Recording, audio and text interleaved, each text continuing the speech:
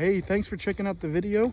If you all like it, please like and subscribe, and hope you all enjoy it. Have a great rest of the day. Every 15 seconds. So that's between 3 and 4 times the time limit of fire in these muskets. Alright? Now, with the rifle, it takes longer. And the reason why is because of the rifling on the inside. So what you have to do is you have to get a patch, which was typically like a greased linen patch. Place on the top, and then the ball would be placed on top, and then you get a small wooden block, lock it down, and the ball is not going to be the exact same diameter as the bore. It's going to be slightly smaller than the diameter of the bore, but it wants to be tight. It has to be tight. And then, after you've worked the ball in a little bit, you get out the rammer, and that's when you're forcing the ball down to the breech. This is after, of course, you put powder down the barrel first, right? And you would do that with a small powder horn that would have a measure, small measured amount of just black powder that you put down. Then the ball with that typically linen patch. And then after loading, you come back up. And then right here, this is the lock. Alright? It's known as a flintlock because the ignition source is the flint right there. Very small little flint. It's for a hunting rifle. Alright?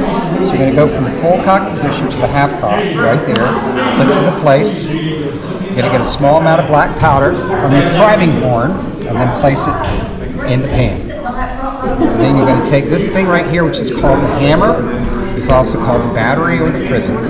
Snap it down on top of the black powder. You're going to go from half cock position to full cock. And then when you're ready to fire, make ready, take aim, fire, and watch what happens. See the spark. Sparks drop into the pan. Ignites the black powder in the pan. There's this big plasma jet, shoots up. Some of that plasma goes through that tiny little hole, which is the vent.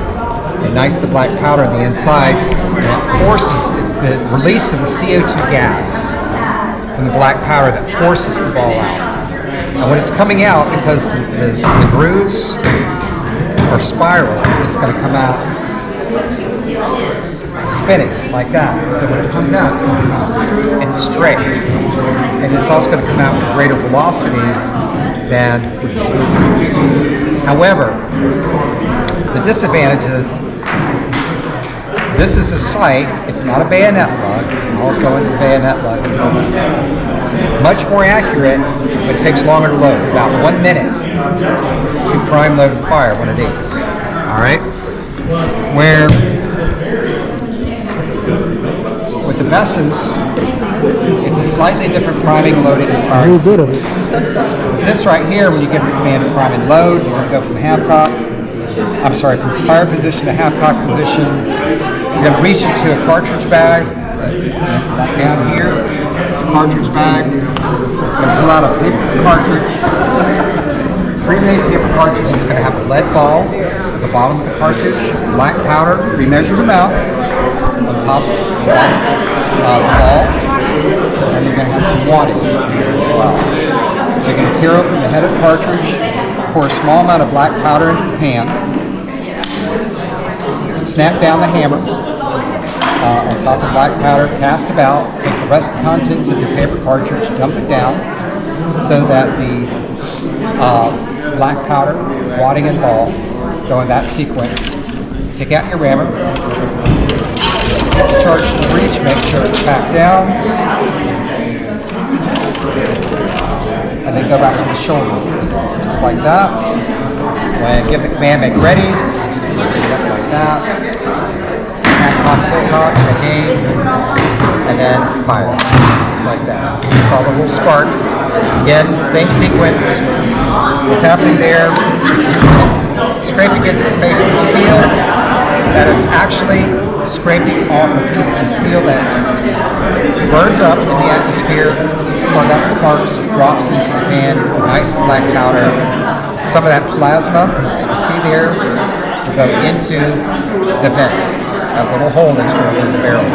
Same thing. The difference is, with the rifle, that ball is coming out spinning. All right, because this is a smooth ball. All right, it's going to be rattling as it comes out the barrel, and then when it comes out the barrel, it's going to travel at a slight arc. All right, so these not nearly as accurate.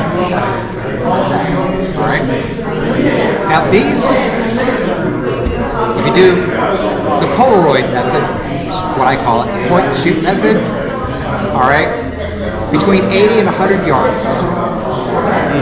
Between 80 and 100 yards.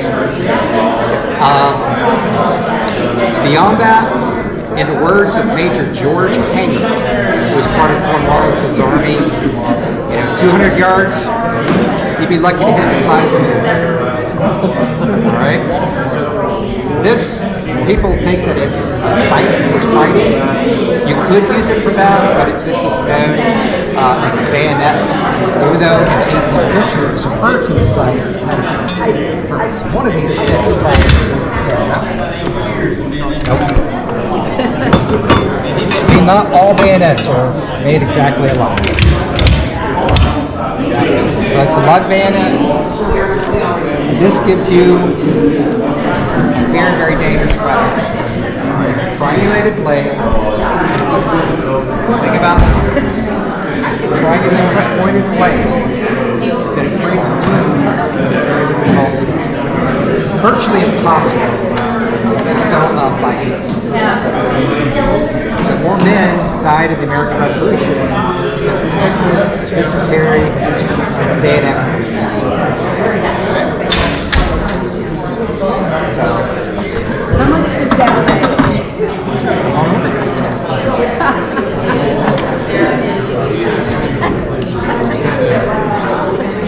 10 pounds, 50. And then you have that and you're holding it trying to find. what's all your gear? I'm in here. This The bayonet. Yeah. Well, this is the lock, and yes, it is a flintlock type, because right here, your ignition source is the flint, right? So the way that this works, this part is what everyone sees. Right here, you have the lock plate, goes all the way across, then you have the cock here. All right, this is known as the hammer. It's also known as the steel, sometimes called the batter. Later, it will be known as the frizzy. We have the pan here, right here, the shallow indentation. And then, of course, in the jaws of the cock, you have the flint. The reason why it's called the cock is